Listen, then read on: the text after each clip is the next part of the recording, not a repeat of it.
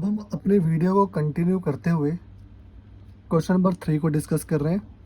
Question number 3 आपको आपकी screen पर कुछ इस तरीके से दिख रहा होगा।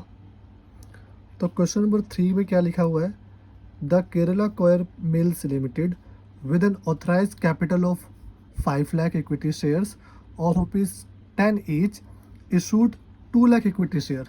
तो कितना इशूड कर रहा है बेटा, इशूड कर रहा है इशूड 2 लाख शेयर्स, ठीक है, एट द रेट कितने का एक शेयर था, 10 ईच का, तो एट द रेट ₹10, ठीक है। इसके बाद क्या लिखा है, पेबल एज फॉलोज, एप्लीकेशन पे 3 है तो मैंने यहाँ लिख लिया, एप्लीकेशन पर बेटा ₹3 है, ठीक है। अलॉटमेंट पर कंपनी ₹2 के हिसाब से पैसे लेगी, ठीक है। फर्स्ट कॉल पर कंपनी क्या ₹3 के हिसाब से पैसा लेगी, and ₹2 on second and final call, और सेकेंड एंड फाइनल कॉल पर कंपनी जो है ₹2 के हिसाब से पैसा लेगी, ठीक है। इतना कर लिया। तो अब ये आपका हो गया, the amount due on allotment was received, मतलब अलॉटमेंट तक आपको सारा पैसा मिल गया। जब बात फर्स्ट कॉल की आती है ना, on the first call being made, one share holder holding 6,000 equity shares paid the second and final call along with the first call, while 5 shareholders with the total holding 10,000 equity shares did not pay the first call on their equity shares. Company has not demanded the second and final call. क्या मतलब बेटा, 10,000 share पर first call का पैसा नहीं आया और 6,000 share पर सेकंड कॉल का पैसा फर्स्ट कॉल पर ही आ गया, ठीक है ना।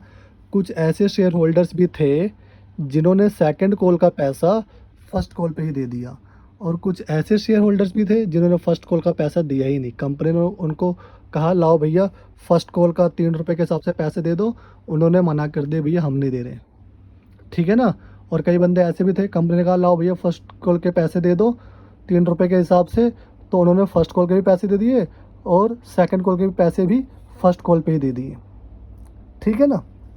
अच्छा, तो अब ध्यान से देखेंगे कि अब हम क्वेश्चन को किस तरीके से करेंगे।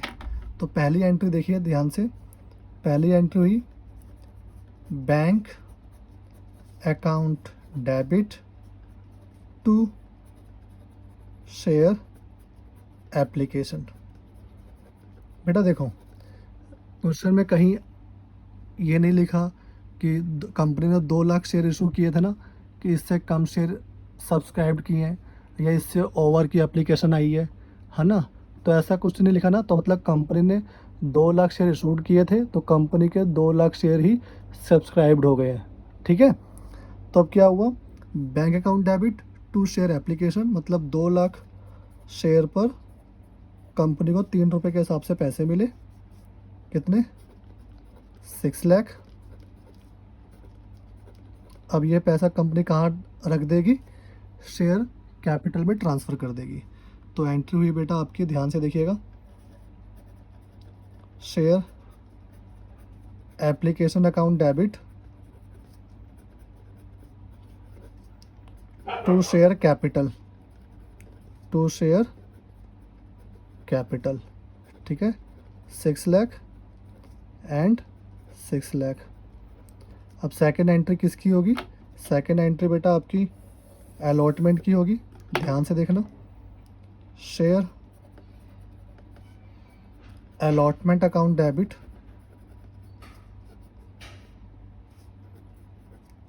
To share capital. पहले हम ड्यू की एंट्री करते हैं कि हमें कितना पैसा लेना है। तो बेटा हमें 2 लाख हमारे पास हमने शेयर इशूड किए थे, ठीक है ना, और अलॉटमेंट पे ₹2 के हिसाब से 4 लाख रुपए हमें लेने हैं।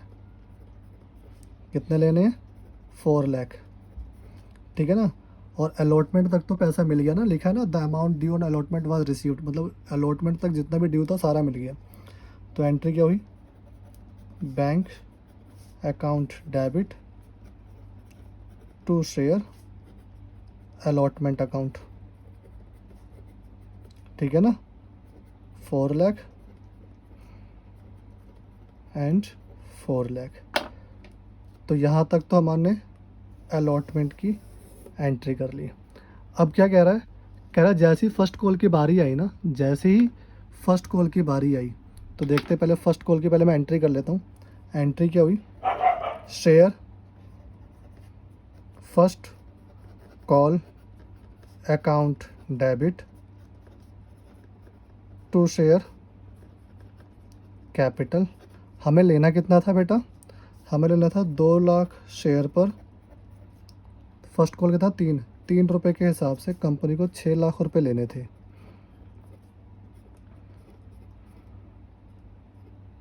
ठीक है, देखते हैं कंपनी को मिला कितना। तो एंट्री हुई bank account debit to share first call, ठीक है ना। अब बिल्कुल आप ध्यान से देखेंगे, देखो बेटा कंपनी को ना 6 लाख रुपए लेना था, ठीक है ना। सबसे पहले फर्स्ट कॉल पर किसने पैसा नहीं दिया उसकी बात करना। तो 10,000 इक्विटी शेयर पर फर्स्ट कॉल का पैसा नहीं आया। कितने, 10,000 इक्विटी शेयर का फर्स्ट कॉल पर पैसा नहीं आया। तो मतलब देख, ध्यान से देखना, 10,000 शेयर ऐसे थे, है ना, जिस पर इक्विटी शेयर का पैसा, फर्स्ट कॉल का पैसा नहीं आया। तो फर्स्ट कॉल कितना था, 3। तो मतलब 30,000 रुपीज़ आपका पैसा नहीं आया। लिखा है ना कि 5 शेयर होल्डर ऐसे थे जिनके पास 10,000 इक्विटी शेयर थे, उन्होंने फर्स्ट कॉल का पैसा नहीं दिया। तो 10,000 इक्विटी शेयर, फर्स्ट कॉल 3 रुपये के हिसाब से 30,000 रुपये नहीं दिया।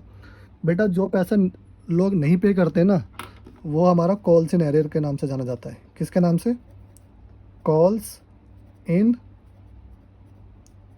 एरियर, ठीक है। अच्छा, अब रिमेनिंग कितना बचा, 5,70,000। लेकिन इसमें यह भी कहा है कि एक शेयर होल्डर ऐसा था जिसके पास 6,000 इक्विटी शेयर थे, उसने सेकंड कॉल का पैसा फर्स्ट कॉल पर ही पे कर दिया। तो फर्स्ट कॉल पे सेकंड कॉल का पैसा आ गया ना, तो सेकंड कॉल का पैसा कहाँ आ गया, फर्स्ट कॉल पर। तो सेकंड कॉल का पैसा था कितना, 2 रुपये के हिसाब से 6,000 शेयर पर। तो 6,000 शेयर पर 2 रुपये के हिसाब से 12,000 रुपये कंपनी के पास एडवांस में आ गए, सेकंड कॉल का पैसा, ठीक है ना। तो ये कितना हो गया, ये हो गया 5,82,000। तो अब यहाँ पे मैं एंट्री कर देता हूँ, ध्यान से देखना। कंपनी के पास आया कितना, 5,82,000। तो मैंने लिखा बैंक में 5,82,000, और कंपनी के पास कितना, देखो कंपनी के पास इतना आया ना। अब देखो फर्स्ट कॉल की एंट्री कितनी होनी चाहिए थी वैसे आपके हिसाब से, शेयर फर्स्ट कॉल, भैया 6 लाख रुपए कंपनी को लेने थे, 30,000 रुपये नहीं दिए, तो कंपनी के पास 5,70,000 आए। कितने आए, 5,70,000, ठीक है ना। अब बोलो तो भैया एंट्री तो मैच नहीं कर रही। तो एंट्री इसलिए मैच नहीं कर रही क्योंकि हमारे पास टू शेयर सेकंड कॉल का पैसा हमारे पास 12,000 रुपये आया है, ठीक है ना। 12,000 रुपये किसका आया है, सेकंड कॉल का आया है ना, जिसको हम कॉल्स इन एडवांस कहते हैं। क्या कहते हैं, इसको हम कॉल्स इन एडवांस भी कहते हैं। आप टू शेयर सेकंड कॉल की जगह पे कॉल्स इन एडवांस भी लिख सकते हो, कॉल्स इन एडवांस, ठीक है। देखो बेटा मेरे पास टोटल कितना आया, 5,82,000। जब 5,70 ये था फर्स्ट कॉल का पैसा, और 12,000 जो था सेकंड कॉल का पैसा, ठीक है। 30,000 रुपये तो आया नहीं था ना, तो वो तो मैंने माइनस कर दिया।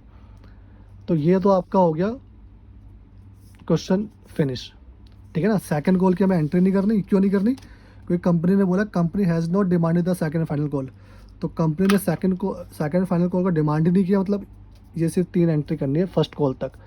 अच्छा, अब चाहो ना इस एंट्री को आप एक तरीके से और भी कर सकते हैं, ठीक है ना। आपने ऐसा कर दिया तो आपका 100% ठीक है, या फिर आप इस एंट्री को कुछ इस तरीके से भी कर सकते हैं। मैं आपको ज़रा करके बता देता हूँ, ध्यान से देखिएगा, 1 मिनट। तो आप इसका सिर्फ इस एंट्री को, सिर्फ इतने पार्ट को, ठीक है ना, सिर्फ इतने पार्ट को आप कुछ इस तरीके से भी कर सकते हैं। ध्यान से देखना, bank account debit, calls in arrear account debit, to share first call और 2 कॉल्स इन एडवांस, 2 कॉल्स इन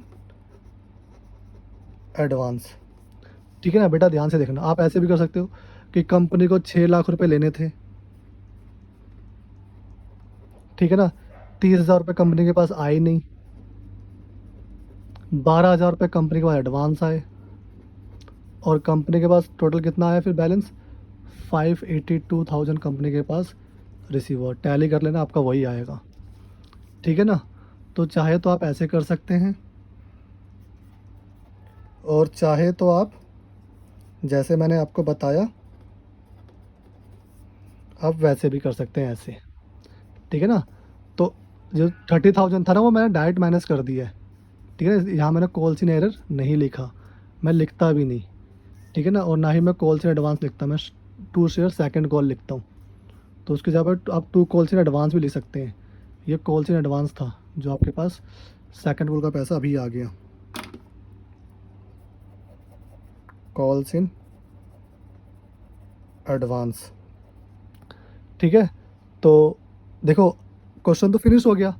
अगर सपोज करो यहाँ पे लिखा होता कंपनी है, अगर ये लाइन ही नहीं लिखी होती, आपको सेकंड कॉल की भी एंट्री करनी होती, अगर आपको सेकंड एंड फाइनल कॉल की भी एंट्री करनी होती, तो मैं आपको रफ में करके दिखा देता हूँ, ठीक है ना।